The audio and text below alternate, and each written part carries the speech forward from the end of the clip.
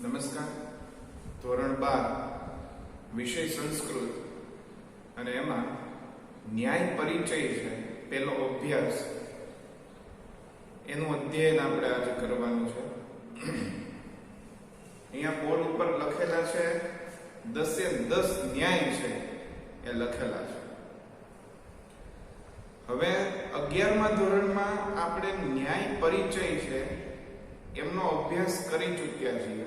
એટલે કેવા પ્રકારના ન્યાય હોય છે અથવા તો જુદા જુદા ન્યાયના માધ્યમથી કઈ વાત અથવા તો કઈ સમજ આપણી સમક્ષ રજૂ કરવામાં આવેલી હોય છે એનાથી તમે બધા સારી રીતે પરિચિત છો. એટલે એની ચર્ચા છે એ અસ્થાને છે. આપણા જે 10 ન્યાય છે એના સૌથી પહેલા નામ થી પરિચિત આપણે થવાનું છે. બરાબર? સૌથી પહેલો ન્યાય છે એ કયો છે તો કે અગ્નિ શિખા ન્યાય. કયો ન્યાય છે? અગ્નિ શિખા ન્યાય. પાઠ્યપુસ્તક સાથે રાખજો જેથી કરી સમજવામાં સરળતા રહેશે. બરાબર? બીજો ન્યાય તો કે અવ્યાપાર વ્યાપાર ન્યાય. પહેલો ન્યાય કયો છે? અગ્નિ શિખા ન્યાય. બીજો અવ્યાપાર વ્યાપાર ન્યાય. ત્રીજું ઇક્ષુ રસ ન્યાય. ઇક્ષુ રસ ન્યાય. ચોથું ઉપસર્ગ ન્યાય. ઉપસર્ગ ન્યાય. પાંચમું ઉષર વૃષ્ટિ ન્યાય. બરાબર? આ પ્રમાણેના પેલા 5 ન્યાય અને ત્યાર પછી કંટક વિદ્ધ ન્યાય. કંટક વિદ્ધ ન્યાય. સાતમું ચિત્ર તુરંગ ન્યાય. ચિત્ર તુરંગ ન્યાય. આઠમું જલ મંથન ન્યાય. જલ મંથન ન્યાય. નવમું નદી સમુદ્ર ન્યાય. અને 10મું અને સહેલું રજ્જુ સર્પ ન્યાય. આ પ્રમાણેના 10 ન્યાય આપણા 12મા ધોરણના સંસ્કૃત વિષયના પાઠ્યપુસ્તકમાં અભ્યાસ 1માં ન્યાય પરિચય તરીકે આપેલા છે. હવે પરીક્ષામાં જ્યારે આ ન્યાય પરિચય જણાવો અથવા તો ન્યાય પરિચય આપો એવો પ્રશ્ન પૂછાયેલો હોય, 2 માર્કમાં પ્રશ્ન પૂછાય છે. બરાબર? એવા સમયે આપણે કઈ રીતના આ ન્યાય પરિચય લખવાનો હોય છે? 2 માર્કમાં ન્યાય પરિચય છે એટલા માટે 4 કે 5 લીટી અથવા તો વધીને 6 લીટી છે એ ન્યાય પરિચયમાં લખી શકાય. એક વસ્તુનું બાબતનું ધ્યાન આપણે એ રખાય કે પેરેગ્રાફ સ્વરૂપે લખાણ કરવાનું ટાળવું જ્યારે ન્યાય પરિચયનો જવાબ લખીએ છીએ ત્યારે. પોઈન્ટ પાડીને અથવા તો મુદ્દા પાડીને એ ન્યાય પરિચય તમે સમજાવો જેથી કરીને પેપર તપાસનાર જે વ્યક્તિ છે એના ધ્યાનમાં તમે રજૂ કરેલી અથવા તમે લખેલી જે બાબતો છે એ ખૂબ જ ઝડપથી આવશે અને તમે સરળતાથી માર્ક જે છે એ પ્રાપ્ત કરી શકશો. કેમ કે છેવટે તો આપણો ઉદ્દેશ્ય સારા માર્ક પ્રાપ્ત કરવા એ હોય છે. એટલે ન્યાય પરિચય લખવો કઈ રીતે? ધારો કે અગ્નિ શિખા ન્યાય છે, પહેલો જ ન્યાય આપણે સમજવાની શરૂઆત કરીએ. અગ્નિ શિખા ન્યાય. તો જવાબ લખતા પહેલા જવાબની શરૂઆતમાં જ લખવાનું સંસ્કૃતમાં અગ્નિહિ બરાબર કરીને સામે ગુજરાતીમાં લખવાનું. એટલે કે અગ્નિ અલ્પ વિરામ, શિખા સંસ્કૃતમાં લખવાનું અને ગુજરાતીમાં લખવાનું જ્વાળા. ખ્યાલ આવે છે? કોઈ પણ ન્યાયનો જવાબ લખવાની શરૂઆત તમે કરો એ પહેલા આ સંસ્કૃત શબ્દ, બે સંસ્કૃત શબ્દ કે જે ન્યાયમાં આપેલા છે એને સમજાવવા. બરાબર? દરેક ન્યાયમાં મેં એ પ્રમાણે કરેલું છે. પછી ન્યાયની જે સમજૂતી છે એ આપવી, એટલે કે ન્યાય કહેવા શું માંગે છે, સમજાવવા શું માંગે છે. બે બાબત થઈ. અને ત્રીજી બાબત શું, તો કે એનું ઉદાહરણ આમાં આપેલું જ છે. બોર્ડ ઉપર જેટલું લખેલું છે એટલું તમે યાદ રાખો અથવા તો તમે લખી લો. પાઠ્યપુસ્તકમાં જે આપેલું છે એ વાંચજો ન્યાય પરિચયમાં. બીજું સંદર્ભ સાહિત્ય પીડીએફ મટીરીયલ સ્વરૂપે મોકલું, એ પણ તમે વાંચજો.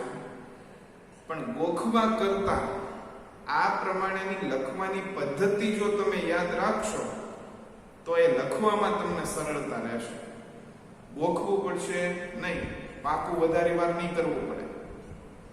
પદ્ધતિ પ્રમાણે ચાલો, ન્યાય પૂછાય એટલે પહેલા એના બે સંસ્કૃત શબ્દોના અર્થ ગુજરાતીમાં સમજાવવાના, પછી ન્યાયની સમજૂતી આપવાની, અને ત્રીજું એનું એક ઉદાહરણ આપી દેવાનું. આ ત્રણ બાબતો થાય એટલે આપણો ન્યાય પરિચય છે એનો જવાબ પૂરો થશે. અને એ જ ક્રમમાં, એ જ પદ્ધતિ પ્રમાણે આપણે આપણો જે ન્યાય પરિચય પેલો અભ્યાસ છે એ સમજવાનો છે. બરાબર? પેલો ન્યાય કયો આપેલો છે? તો કે અગ્નિશિખા ન્યાય. એટલે પેલા બે સંસ્કૃત શબ્દો આપણે સમજાવવાના. ક્યાં ક્યાં? ખૂબ જ સહેલા. તો કે અગ્નિ એટલે અગ્નિ અને શિખા એટલે કે એની જ્વાળાઓ. બરાબર? હવે તો કે ન્યાયની સમજૂતી શું થશે? તો કે અગ્નિની જ્વાળાઓ છે એ કઈ તરફ ગતિ કરે છે? અગ્નિની જ્વાળાઓ છે એ નીચે તરફ ગતિ કરે છે કે ઉર્ધ્વ તરફ ગતિ કરે છે? આપણને બધાને ખબર છે કે અગ્નિશિખા એટલે કે અગ્નિની જ્વાળાઓ છે એ ઉર્ધ્વ તરફ ગતિ કરશે, ઉપર તરફ ગતિ કરશે. અગ્નિનું મુખ છે એ તમે નીચેની બાજુ રાખો તો પણ એ ઉપર તરફ ગતિ કરશે. બરાબર? એટલે આ ન્યાયની સમજૂતી છે કે જેવી રીતના, અથવા તો અગ્નિનું મુખ છે એ કોઈ પણ તરફ, ઉપર તરફ કે નીચે તરફ રાખવામાં આવે છતાં પણ એ અગ્નિની જ્વાળાઓ છે, અગ્નિની શિખા છે એ ઉર્ધ્વ તરફ જ ગતિ કરશે. આ ન્યાયની સમજૂતી થઈ. હવે તો કે એના ઉદાહરણ શું? તો કે મનુષ્ય અને પરોપકાર, અને વિદ્યાર્થી અને જ્ઞાન પ્રાપ્તિ. બરાબર? જેવી રીતના અગ્નિના મુખને નીચેની તરફ રાખવામાં આવે કે ઉર્ધ્વ તરફ એટલે કે ઉપર તરફ રાખવામાં આવે, અગ્નિનો સ્વભાવ છે કે એની શિખા જે છે, એની જ્વાળાઓ છે એ હંમેશા ઉર્ધ્વ તરફ એટલે કે ઉપર તરફ ગતિ કરશે. એ અગ્નિનો સ્વભાવ છે. એવી જ રીતના આ ઉદાહરણ આવી ગયા કે મનુષ્યએ પોતાનો સ્વભાવ કેવો બનાવવો? તો કે પરોપકારનો સ્વભાવ બનાવવો. સામે રહેલો વ્યક્તિ ગરીબ છે કે તવંગર, જ્ઞાની છે કે અજ્ઞાની, પૈસાની દ્રષ્ટિએ સમૃદ્ધ છે કે દરિદ્ર, પણ જ્યારે સામેનો વ્યક્તિ કોઈ મુશ્કેલીમાં હોય ત્યારે તેને નિસ્વાર્થ ભાવે મદદરૂપ થવું અને એ પ્રમાણે પરોપકાર દાખવી, હંમેશા સેવા ભાવની અથવા પરોપકારની પ્રવૃત્તિમાં જોડાયેલા રહી અને પોતાના સ્વભાવને કેવો બનાવવો? તો કે પરોપકારી બનાવવો. કોની જેમ? તો કે હંમેશા અગ્નિનું મુખ ઉર્ધ્વ તરફ, આ અગ્નિની જ્વાળાઓ છે ઉર્ધ્વ તરફ ગતિ કરશે. એ અગ્નિનો સ્વભાવ બની ગયો છે. એ મનુષ્યએ પણ પોતાનો સ્વભાવ કેવો બનાવવાનો છે? પરોપકાર કરવાનો બનાવવાનો છે. એક ઉદાહરણ થયું. બીજું ઉદાહરણ વિદ્યાર્થી અને જ્ઞાન.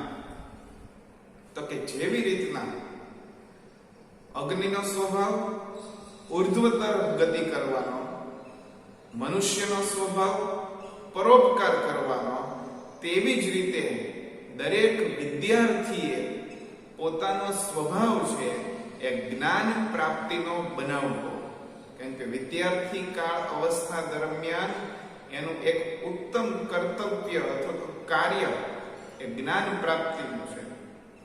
પછી પરિસ્થિતિ અને સંજોગો અનુકૂળ હોય તોય ભલે અને પ્રતિકૂળ હોય તો પણ ભલે, વિદ્યાર્થીએ પોતાનો સ્વભાવ કેવો બનાવવો? તો કે જ્ઞાન પ્રાપ્તિનો બનાવવો. બરાબર? કોઈ પણ પરિસ્થિતિમાં ઘરની પરિસ્થિતિ છે એને અનુકૂળ થઈને હંમેશા જ્ઞાન પ્રાપ્તિ માટે થઈને વિદ્યાર્થી પ્રયત્નશીલ રહે એ ઈચ્છનીય છે. હંમેશા અધ્યયન કાર્યમાં જોડાયેલો રહે, હંમેશા અભ્યાસિક પ્રવૃત્તિઓ છે એમાં એ જોડાયેલો રહે, એમાં વિદ્યાર્થી પ્રવૃત્ત રહે, એ વિદ્યાર્થીનો સ્વભાવ બની જવો જોઈએ.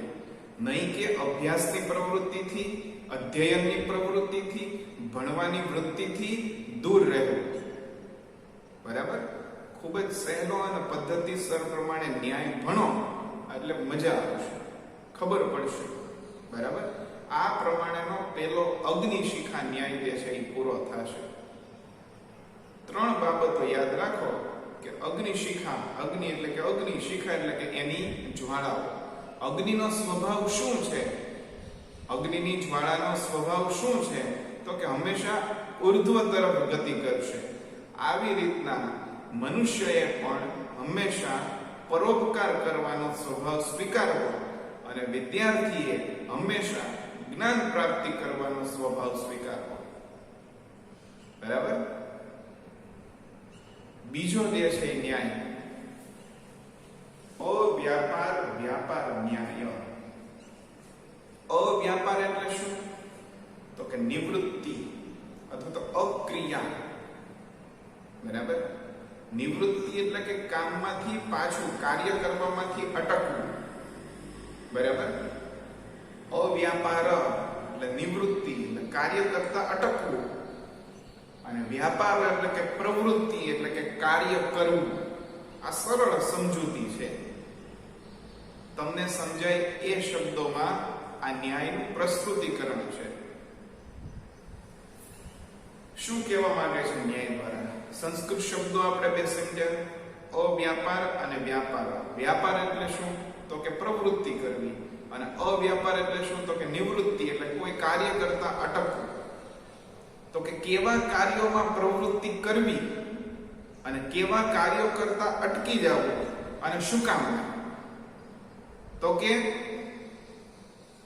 મનુષ્યને, વ્યક્તિને જે કાર્ય કરવામાં કુશળતા પ્રાપ્ત હોય એવા કાર્યો જ કરવા માટે હાથ ધરવા. જે કાર્યોમાં કુશળતા પ્રાપ્ત નથી એ કાર્યો કરવામાં ખોટો પરિશ્રમ કરવો નહીં. કઈ રીતના? ઉદાહરણો આપેલા છે કે કોઈ વ્યક્તિને લાકડા કાપવામાં કુશળતા પ્રાપ્ત છે. આમ તો સૌથી પહેલા તમે જુઓ ને, ખૂબ જ સર્વસામાન્ય એવો નિયમ છે કયો? તો કે કોઈ એક વ્યક્તિ હોય ને એ બધા જ કામોમાં પારંગત હોય એવું બની શકે નહીં. જેમ કે હું તમને મારું ઉદાહરણ આપું તો હું સંસ્કૃત વિષય તમને ભણાવું છું. બરાબર? બાકીના બધા જ વિષયો, 12મા ધોરણના બધા જ વિષયો ભણાવવામાં અથવા તો એના વિષય વસ્તુમાં મને કુશળતા પ્રાપ્ત હોય એવું બને નહીં. બરાબર? કોઈ એક વિષયમાં એટલે કે સંસ્કૃત વિષયનું અધ્યાપન કાર્ય જે છે હું તમને કરાવીશ. 12મા ધોરણના અથવા તો 6ઠા ધોરણથી કે પહેલા ધોરણથી 12મા ધોરણ સુધીના બધા જ વિષયોનું અધ્યયન છે, અધ્યાપન કાર્ય હું કરાવી શકું નહીં. એટલે કોઈ એક વ્યક્તિ હોય એને બધા જ કાર્યોમાં કુશળતા પ્રાપ્ત હોય નહીં. આ સ્વાભાવિકતા છે, આ કુદરતી ક્રમ છે. પણ કોઈ એક વ્યક્તિને કોઈ એક કાર્ય કરવામાં, કોઈ એક ચોક્કસ કાર્ય કરવામાં કુશળતા પ્રાપ્ત હોય જ. બરાબર? જેમ કે હું છું તો બધા વિષયોનું અધ્યાપન કાર્ય નથી કરાવી શકતો, પણ એક વિષયનું તો અધ્યાપન કાર્ય કરાવી શકું. બરાબર? એમ દરેક વ્યક્તિ છે એને બધા જ કાર્યોમાં કુશળતા પ્રાપ્ત હોય નહીં, પણ કોઈ એક કાર્યમાં કુશળતા ચોક્કસ રીતે પ્રાપ્ત હોય છે. તો એને એ કાર્ય, જે કાર્યમાં કુશળતા પ્રાપ્ત છે એ કાર્ય કરવાનો આગ્રહ રાખવો. આ સમજૂતી થઈ ન્યાયની. હવે એના ઉદાહરણો તો કે કોઈ વ્યક્તિ એવું છે કે એને લાકડા કાપવામાં, લાકડા વહેરવામાં એટલે કે લાકડા કાપવામાં કુશળતા પ્રાપ્ત છે, તો એને એ કાર્ય કરવું જોઈએ. કયું કાર્ય ન કરવું જોઈએ? તો કે રસોઈ બનાવવી. બરાબર? લાકડા કાપવામાં કુશળતા પ્રાપ્ત છે અને એને તમે રસોડામાં મોકલો કે ભાઈ સરસ મજાની સ્વાદિષ્ટ વાનગીઓ બનાવો, તો એના કીધે બનશે નહીં. અથવા તો રસોઈ બનાવવામાં કોઈને પારંગતતા છે અને એને લાકડા કાપવાનું કાર્ય આપવામાં આવે તો એ 5-10 મિનિટમાં ખૂબ જ થાક અનુભવી અને બેસી જશે. લાકડા કાપવાનું કાર્ય પૂરું કરી શકશે નહીં. આવી રીતના બીજા ન્યાય દ્વારા એવી સમજૂતી પ્રાપ્ત થાય છે. બીજો ન્યાય એટલે કયો? તો કે અવ્યાપાર વ્યાપાર ન્યાય. શું સમજૂતી પ્રાપ્ત થશે? તો કે મનુષ્યને જે કાર્ય કરવામાં કુશળતા પ્રાપ્ત હોય એ કાર્ય કરવાનું એને હાથ ધરવો, તો એ કાર્ય પોતે કરવું, બીજા કાર્યો હાથ ધરવા નહીં. બરાબર? આ બીજો ન્યાય સમજાવશે. ત્રીજો ન્યાય છે ખૂબ જ સરસ મજાનો ન્યાય, ઇક્ષુ રસ ન્યાય. ઇક્ષુ એટલે કે શેરડી અને રસ એટલે કે રસ. ઇક્ષુ રસ એટલે શેરડીનો રસ. બરાબર? ખૂબ જ સહેલો ન્યાય છે. આપણને બધાને ખબર છે, ખૂબ જ સહેલી બાબત છે કે જો શેરડીમાંથી રસ પ્રાપ્ત કરવો હોય તો શેરડીની સામે આપણે જોઈને બેઠા રહીએ, એવું વિચારીને કે ભાઈ આ શેરડી છે એને સિચોડામાં આપણે નાખશું તો શેરડીને કેટલું બધું કષ્ટ પડશે, કેટલું બધું દુઃખ વેઠવું પડશે. શેરડીને સિચોડામાં નાખવાથી આટલું દુઃખ વેઠવું પડશે, તો આપણે એને સિચોડામાં નખાય નહીં. આવું આપણે વિચારીએ છીએ? તો કે નહીં, નથી વિચારતા. શું કામ? તો કે આપણને બધાને ખબર છે કે શેરડીમાંથી જો રસ પ્રાપ્ત કરવો હશે, શેરડીનો રસ આપણને મેળવવો હશે, તો એને સિચોડામાં નાખવું જ પડશે. એ અનિવાર્યતા છે. ખોટો એના પ્રત્યેનો સ્નેહ ભાવ છે, લાગણી છે, એ દાખવવી યોગ્ય છે નહીં, અસ્થાને છે. આવી જ રીતના કોઈ વિદ્યાર્થીને ચોક્કસ ધ્યેય પ્રાપ્તિ કરવી હશે તો પરિશ્રમ રૂપી સિચોડામાંથી પસાર થવું જ પડશે. એ અનિવાર્યતા છે. એ એક ચોક્કસ પ્રકારનો ખ્યાલ છે.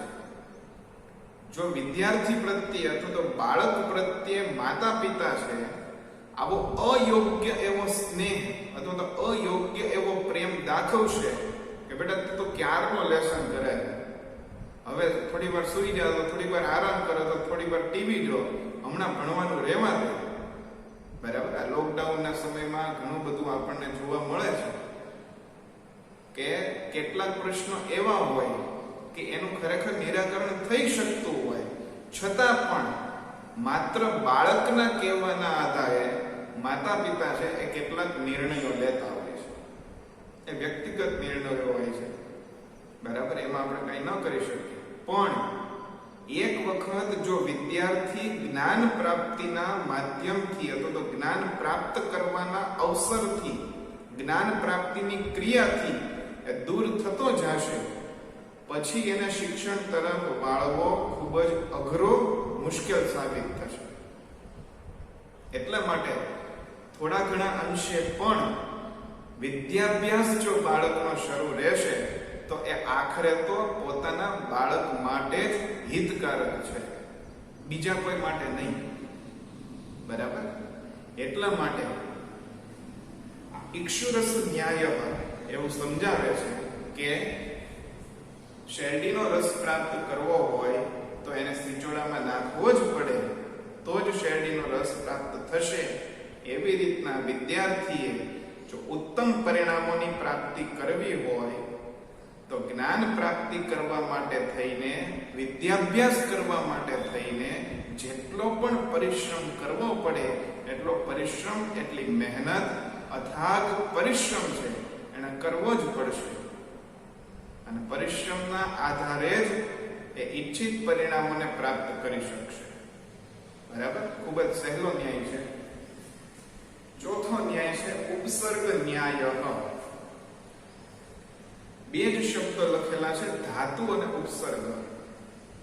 ઉપસર્ગ ક્યાં ક્યાં છે? તો કે પ્ર, પરા, આદિ એ ઉપસર્ગ છે બધા. હવે આ ચોથા ન્યાય દ્વારા, ઉપસર્ગ ન્યાય દ્વારા શું કહેવા માંગશે? તો કે જે વિદ્યાર્થીઓને વ્યાકરણની સમજ હોય ને એ વિદ્યાર્થીઓ સમજી શકશે કે કોઈ ધાતુની આગળ, ધાતુ એટલે કે સંસ્કૃત ધાતુ, ક્રિયાપદના મૂળ રૂપને આપણે ધાતુ કહેશું. કોઈ ધાતુની આગળ ઉપસર્ગ લગાડવામાં આવે તો એ શબ્દનો આખો અર્થ જે છે ને એ બદલાઈ જશે. પણ જેમણે ખરેખર વ્યાકરણનો અભ્યાસ કરેલો છે એમને ખબર હશે, બાકીના મગજમાં બેસશે નહીં. જોકે હું તમને એક ઉદાહરણ આપું છું. બરાબર? બહુ સામાન્ય એવું ઉદાહરણ છે કે ગચ્છતિ એટલે કે જવું અથવા તો જાય છે. સ ગચ્છતિ એટલે કે તે જાય છે. એમાં ગમ ગચ્છ છે ને એ ધાતુ છે અને ગચ્છતિ છે ને એ ક્રિયાપદ છે. બરાબર? પણ આ ગચ્છતિ શબ્દની આગળ તમે પ્ર ઉપસર્ગ લગાડો ને, પ્ર એટલે શું થશે? પ્રત્યાગચ્છતિ એટલે કે પાછો ફરે છે. અર્થ બદલાઈ ગયો. ખાલી ક્રિયાપદ શું હતું? ગચ્છતિ. બરાબર? એટલે કે જાય છે. પણ આગળ ઉપસર્ગ લગાડો કે પ્રત્યાગચ્છતિ એટલે કે પાછો ફરે છે અથવા તો આવે છે. આવી રીતના કહેવા શું માંગે છે કે કોઈ ધાતુની આગળ ઉપસર્ગ લગાડો એટલે ક્રિયાપદનો અર્થ બદલાઈ જાય છે. આવી જ રીતના બાળક અને શિક્ષક છે. કોઈ બાળક શિક્ષકના સંપર્કમાં આવવાથી, શિક્ષક સાથે જોડાવવાથી તેનો અર્થ છે એ બદલાઈ જાય છે. કઈ રીતે હું તમને સમજાવું છું.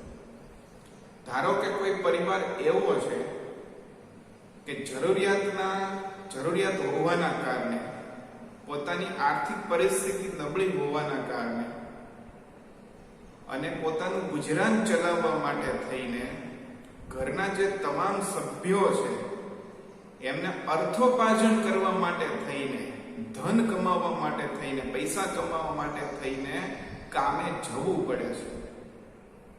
એટલે આવા પરિવારનું કોઈ બાળક જ્યાં સુધી અર્થોપાર્જનની પ્રવૃત્તિ કરવા માટે થઈને, પૈસા કમાવવા માટે થઈને કોઈ કામમાં રોકાયેલું છે અથવા તો મજૂરી કામમાં રોકાયેલું છે, બરાબર, ત્યારે એ બાળકનો ઉદ્દેશ્ય એ શું છે? તો કે કોઈ પણ કામ કરીને પૈસા કમાવવા, ધન પ્રાપ્ત કરવું, કેમ કે એની જરૂરિયાત છે, અનિવાર્યતા છે. પરંતુ જેવું આ બાળક કોઈ શાળાના સંપર્કમાં આવશે, એટલે કે શાળામાં અભ્યાસ કરવા માટે દાખલ થશે અને કોઈ શિક્ષકના સંપર્કમાં આવશે, એટલે કે અધ્યયન કાર્ય શરૂ થશે, ત્યારે આ બાળકનું તાત્પર્ય જે અત્યાર સુધી કોઈ પણ કામ કરીને ધન પ્રાપ્ત કરવાનું, પૈસા કમાવવાનું હતું, એ હવે શું બની જશે? શાળામાં પ્રવેશ મેળવીને જ્ઞાન પ્રાપ્ત કરવાનું બની જશે. આ એનું ઉદાહરણ છે. ઉપસર્ગ ન્યાય. બરાબર? ખૂબ જ સહેલી ભાષામાં તમને સમજૂતી આપું છું જેથી કરી તમે સમજી શકો. બરાબર? એટલે ધાતુની આગળ ઉપસર્ગ લગાડવાથી ક્રિયાપદનો અર્થ બદલાઈ જાય. એવી રીતના કોઈ બાળક મજૂરી કામ અથવા તો કોઈ કામમાં રહેલું છે, ત્યારે એનો ઉદ્દેશ્ય પૈસા કમાવવા છે, અને જેવું એ બાળક શાળામાં પ્રવેશ કરશે અને શિક્ષક છે એના સંપર્કમાં આવશે એટલે એનો અર્થ જે છે એ બદલાઈ જશે. એટલે કે અત્યાર સુધી એનું ધ્યેય ધન પ્રાપ્ત કરવાનું હતું, એ શાળામાં આવીને હવે શું બની જશે? જ્ઞાન પ્રાપ્ત કરવાનું બની જશે. ખ્યાલ આવે છે? પાંચમો ન્યાય ઉષર વૃષ્ટિ ન્યાય. ઉષર વૃષ્ટિ ન્યાય. જ્યાં પાત્રતા હોય ને ત્યાં આપવું એ વધારે હિતાવહ છે, કલ્યાણકારી છે અને યથાર્થ છે. જ્યાં પાત્રતા નથી ત્યાં તમે આપો તો એ નિરર્થક છે, વ્યર્થ છે અને અયોગ્ય છે. જેમ કે દ્રોણાચાર્યએ પોતાના પુત્ર અશ્વત્થામાને આપેલું બ્રહ્માસ્ત્રનું જ્ઞાન હતું. વ્યર્થ અને નિરર્થક અથવા તો અયોગ્ય હું કામ સાબિત થયું? અધર્મના પક્ષેથી એ લડવા વાળા બધા થઈ ગયા. બરાબર? પુત્ર મોહના કારણે આવો એમણે નિર્ણય લીધેલો દ્રોણાચાર્ય. એ બીજો પ્રસંગ છે. પણ પાંચમો ન્યાય છે ઉષર વૃષ્ટિ ન્યાય. એ શું સમજાવવા માંગે છે? તો કે પાત્રતા હોય એવી જગ્યાએ તમે આપો તો એ યોગ્ય છે. પછી એ દાન હોય, પછી એ જ્ઞાન હોય, કે પછી એ ધાન્ય હોય એટલે કે અનાજ હોય. બરાબર? યોગ્ય સમયે અને યોગ્ય જગ્યાએ જો તમે એ આપશો તો જ એ લેખે લાગશે, નહીતર એ નકામું થઈ જશે. ઉદાહરણ દ્વારા સમજાવેલું છે કે જમીનના બે પ્રકાર ક્યાં ક્યાં? તો કે ઉર્વરા અને ઉષર. ઉર્વરા ભૂમિ છે એમાં કંઈક ઉગી શકે છે, કંઈક અનાજ ઉગાડવાની એનામાં ક્ષમતા છે. આવી જમીનમાં જો વરસાદ પડશે તો એ ધાન્યને ઉગાડવામાં કામ લાગશે, અનાજ ઉગાડવામાં કામ લાગશે. પરંતુ ઉષર ભૂમિ એટલે કે જ્યાં ગમે એટલો વરસાદ પડે તો પણ અનાજનો એક પણ દાણો ઉગી શકે એમ નથી. ત્યાં ગમે એટલો વરસાદ પડે તો પણ એ કેવો સાબિત થશે? અયોગ્ય સાબિત થશે, નિરર્થક સાબિત થશે, અસ્થાને સાબિત થશે. બરાબર? એટલા માટે થઈને જ્યાં પાત્રતા હોય ત્યાં જ તમારે આપવું. એનું બીજું એક ઉદાહરણ આપેલું છે. શું? તો કે વૃક્ષ છે, વૃક્ષ ઝાડવું હોય. હવે ઘણા લોકોને વૃક્ષ પ્રત્યે બહુ જ લાગણી હોય, આદર ભાવ હોય, પ્રેમ ભાવ હોય, સ્નેહ હોય. બરાબર? વૃક્ષોનું જતન કરવું અને એમને ઉછેરવા એ દરેક વ્યક્તિનું, મનુષ્યનું ઉત્તરદાયિત્વ અને કર્તવ્ય છે. કેમ કે છેવટે આપણી જે ભૂમિ છે, જમીન છે, આ પૃથ્વી છે, એને સુરક્ષિત રાખવી હશે તો એમાં સૌથી મોટું યોગદાન આ વૃક્ષોનું છે. એટલા માટે થઈને વૃક્ષોનું જતન કરવું એ ઉત્તમ બાબત છે. પરંતુ વૃક્ષો માટે થઈને એનો આહાર છે, એનો ખોરાક છે, એ શું છે? તો કે એને ખાતર આપવામાં આવે, એને પાણી આપવામાં આવે અને એનું જતન કરવામાં આવે. બરાબર? એ એનો ખોરાક છે. યોગ્ય સૂર્યપ્રકાશ, પાણી અને ખાતર. આ બે ત્રણ બાબતોનું ધ્યાન રાખો વૃક્ષ પ્રત્યે, એટલે ખૂબ જ સારી રીતે એને ઉછેરી શકાય, મોટું કરી શકાય, એનું જતન કરી શકાય. પરંતુ વૃક્ષોને તમે ઉછેર કરવા માટે થઈને, વૃક્ષોનું જતન કરવા માટે થઈને એને દાળ ભાત શાક રોટલી ખાવા માટે આપો તો યોગ્ય છે? તો કે નહીં. કેમ કે દાળ ભાત શાક રોટલીને ખોરાક તરીકે પચાવવા એ વૃક્ષની પાત્રતા નથી. પાત્રતા વગર આપેલું એમને વૃક્ષને આપેલું જે કંઈ છે એ વ્યર્થ છે, નિરર્થક છે અને અયોગ્ય છે. આ ખૂબ જ સહેલું ઉદાહરણ. આવી જ રીતના દાન, જ્ઞાન કે ધન અથવા તો ધાન્ય, અનાજ છે, એ એવી જગ્યાએ આપવું કે જ્યાં કંઈક પાત્રતા રહેલી હોય. ખ્યાલ આવે છે? આ પ્રમાણેના આપણા 5 ન્યાય થશે. આગળના 5 ન્યાય. છઠ્ઠો ન્યાય છે શું છે તો કે કંટક વિદ્ધ ન્યાય. કંટક વિદ્ધ ન્યાય. ક્યાં 2 શબ્દો સમજાવેલા છે તો કે કંટક એટલે કે કાંટો અને વિદ્ધ એટલે કે વિંધાયેલ. બરાબર? 2 ઉદાહરણ આપેલા છે, લોઢું અને સાપ. ખૂબ જ સારી રીતે એ વાત વિદિત છે, આપણામાં પરિચિત છે કે જ્યારે કાંટો લાગે છે ત્યારે એ કાંટાને કાઢવા માટે થઈને કાંટો અથવા તો એના જેટલી ધારદાર તીક્ષ્ણ વસ્તુ જ આપણને કામમાં આવે છે. બરાબર? આવી જ રીતના કોઈ લોઢું છે, લોખંડ છે, એને કાપવા માટે લોખંડ કે લોઢાનો જ ઉપયોગ કરવામાં આવે છે. અને આવી જ રીતે સાપ જે છે, સાપનું ઝેર ઉતારવા માટે સાપનું ઝેર જ કામ આવે છે. એટલા માટે થઈને કોઈ વસ્તુ વ્યર્થ અથવા તો નિરર્થક છે એવું સમજી એનો ત્યાગ કરવો નહીં, પરંતુ યોગ્ય સમયે એ વસ્તુ, એ સાધનનો, એ સાધન સામગ્રીનો યોગ્ય ઉપયોગ કરવો. એવો ઉપદેશ અથવા તો એવી સમજ કંટક વિદ્ધ ન્યાય દ્વારા મળશે. કાંટો જે છે એ કાંટાના માધ્યમથી જ બહાર નીકળશે.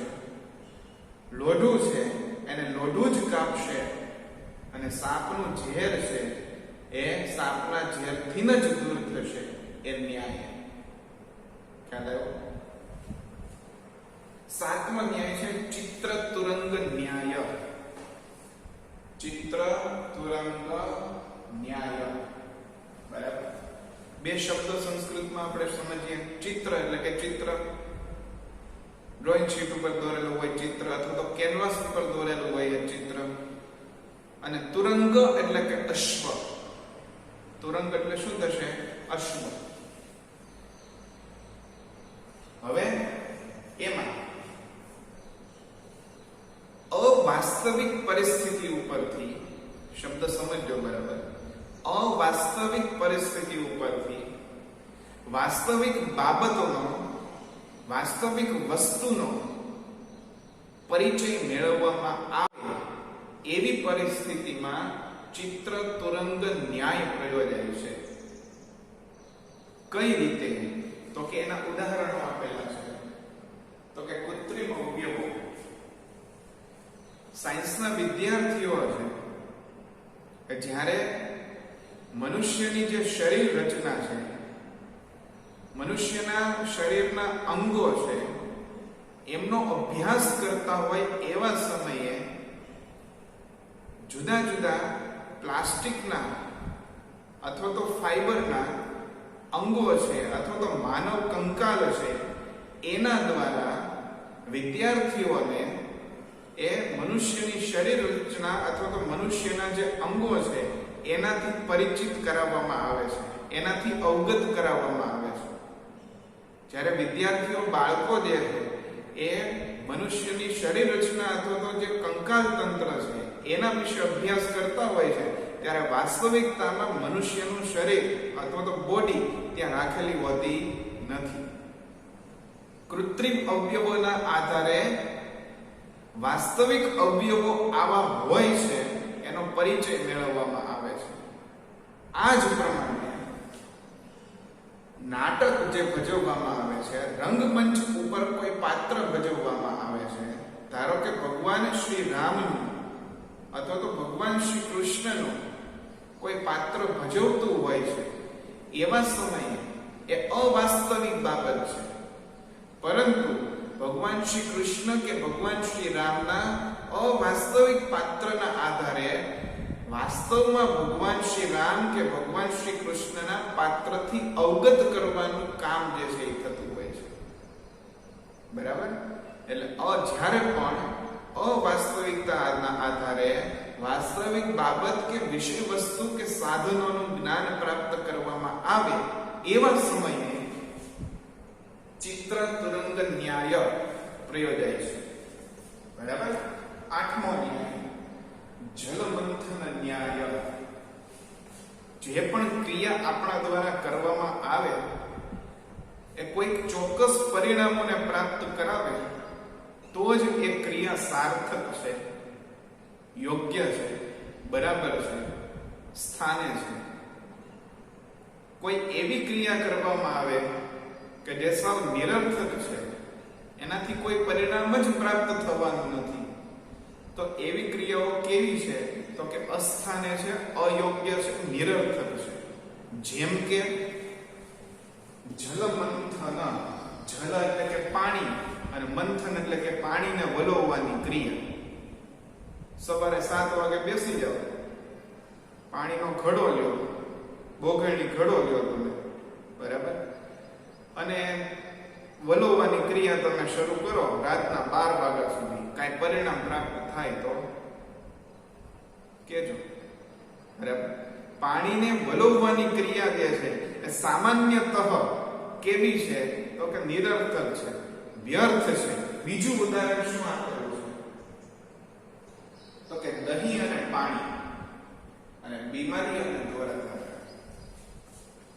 દહીંને તમે વલોવો ને તો એમાંથી કંઈક પરિણામ પ્રાપ્ત થાય. શું? તો કે છાશ કે માખણ આપણને પ્રાપ્ત થશે, બરાબર. તો એ ક્રિયા બરાબર છે, એ ક્રિયા યોગ્ય છે. પણ પાણીને વલોવવાની ક્રિયા કેવી છે?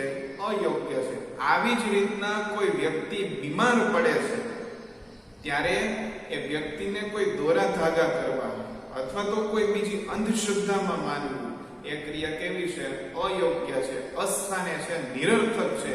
પણ બીમાર વ્યક્તિની યોગ્ય સારવાર દવાના માધ્યમથી કરવામાં આવે એ ગ્રાહ્ય વસ્તુ છે, સ્વીકારી શકાય એવી વસ્તુ છે, બરાબર. ટૂંકમાં આ ન્યાય દ્વારા, જલમંથન ન્યાય દ્વારા એવું પણ સાબિત થાય છે કે ખોટી અંધશ્રદ્ધાઓમાં ન રહેતા બીમાર વ્યક્તિની યોગ્ય સારવાર કરવી એ જ ઉચિત છે, બરાબર.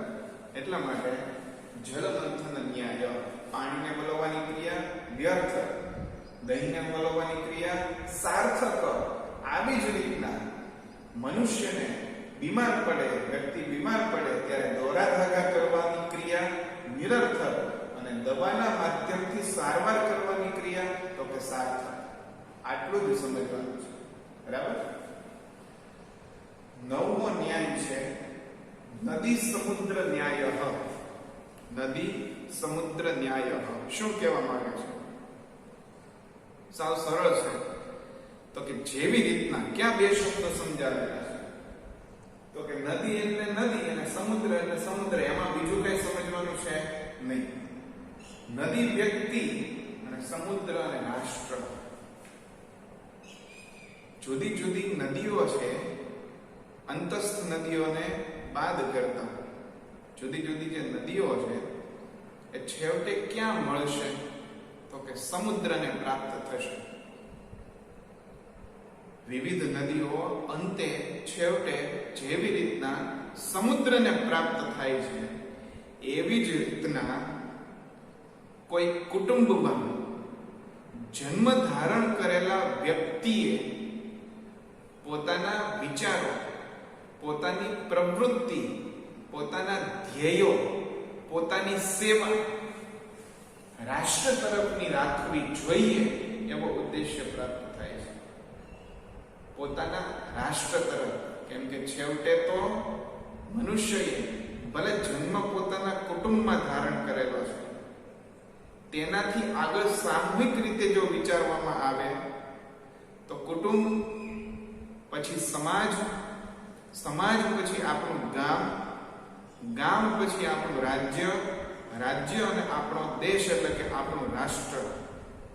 ઘણા લોકો એવા હોય છે, ઘણી વિરલ વિભૂતિઓ એવી હોય છે કે કોઈ પણ કુટુંબમાં એ જન્મ ધારણ કરે છે, પરંતુ એનું ધ્યેય શું હોય છે?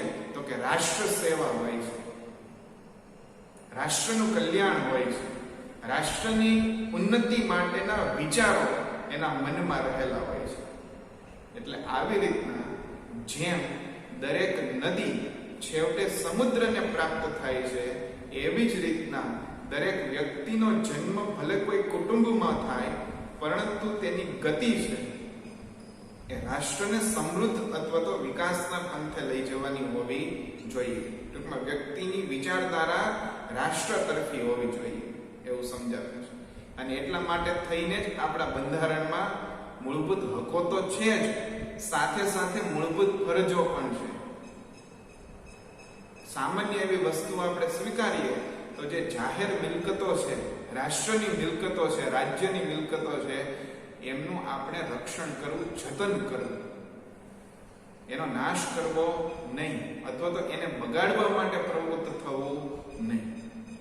બરાબર? એટલે દરેક વ્યક્તિની ગતિ રાષ્ટ્રને સમૃદ્ધ કરવા માટેની હોવી જોઈએ એવું જણાવેલું છે. અને 10મો અને છેલ્લો ન્યાય રજ્જુ સર્પ ન્યાય. રજ્જુ એટલે કે દોરડું થશે. રજ્જુ એટલે શું થશે? દોરડું. અને સર્પ એટલે શું થશે? સાપ. રજ્જુ સર્પ ન્યાય. હવે એમાં ઘણી વખત ચિત્ત ભ્રમના કારણે, અજ્ઞાનતાના કારણે, અંધારાના કારણે એવું બનતું હોય છે કે મનમાં જે કઈ વિચાર ચાલે છે, ધારો કે સામાન્ય રીતે એવું હોય કે કોઈ ભયના વિચારો મનમાં શરૂ હોય, એ સમયે જે કઈ બાબતો વિચારો મનમાં આવશે એ ભય પમાડનારા જ હશે. ભલે આજુબાજુની પરિસ્થિતિ છે એ ખૂબ જ સામાન્ય એવી હોય, ખૂબ જ રોજિંદી એવી પરિસ્થિતિ ભલે હોય, ખૂબ જ સામાન્ય એવી જગ્યા પણ ભલે હોય, છતાં પણ એ વ્યક્તિને ભય પમાડે છે. શું કામ? તો કે મનમાં એ પ્રમાણેના વિચારો, ભય પમાડનારા વિચારો શરૂ છે. એટલા માટે થઈ વ્યક્તિ પોતાની પૂર્વ ધારણાના આધારે પોતાની આસપાસની જે પરિસ્થિતિ છે એ અનુસારે વિચારવા માંડે, પોતાની પૂર્વ ધારણાના આધારે. હકીકતમાં વાસ્તવિકતામાં એવી પરિસ્થિતિ હોતી નથી. અહીંયા પણ એ જ વાત કરેલી છે કે કોઈ વ્યક્તિ અંધારામાંથી પસાર થાય છે અને ખરેખર હકીકતમાં ત્યાં દોરડું પડેલું છે, પણ પોતાની પૂર્વ ધારણાના કારણે, વ્યક્તિની પૂર્વ ધારણાના કારણે એ દોરડાને શું સમજી બેસે છે? સાપ સમજી બેસે છે. પોતાની અજ્ઞાનતાના કારણે, પોતાની પૂર્વ ધારણાના કારણે. હકીકતમાં એ સાપ છે નહીં, પણ શું છે? તો કે દોરડું છે. આવી જ રીતના વ્યક્તિએ પોતાનામાં રહેલી જે પૂર્વ ધારણાઓ છે એનો ત્યાગ કરવો, અજ્ઞાન રૂપી અંધકારમાંથી બહાર આવવું, અજ્ઞાન રૂપી અંધકારને દૂર કરવો, પૂર્વ ધારણાઓમાંથી બહાર આવવું, વાસ્તવિક પરિસ્થિતિનો ખ્યાલ મેળવવો અને એ પરિસ્થિતિના આધારે પોતાના સુચારુ અને સુયોગ્ય વ્યવહારો ગોઠવવા, એવો ઉપદેશ, એવી સમજ આ રજ્જુ સર્પ ન્યાય એના આધારે પ્રાપ્ત થાય છે. એટલે આ પ્રમાણેના આપણા 12મા ધોરણના સંસ્કૃત વિષયના અભ્યાસ 1 થી 10 ન્યાય પરિચય છે એ ચાલશે. મેં તમને અગાઉ જણાવેલું હતું એ પ્રમાણે પહેલા 2 શબ્દો સમજાવવા, પછી ન્યાયની સમજૂતી આપવી અને પછી ઉદાહરણો આપવા, જેમાં અહીંયા લખેલા છે અને પાઠ્યપુસ્તકમાં પણ આપેલા છે, અને સંદર્ભ સાહિત્ય જે PDF સ્વરૂપે મોકલીશ એમાં પણ આપેલા છે. બરાબર? છતાં પણ કોઈ પ્રશ્ન રહે તો વ્યક્તિગત સંપર્ક કરો. બરાબર? નેક્સ્ટ વિડિયો લેક્ચરમાં મળીશું. ધન્યવાદ.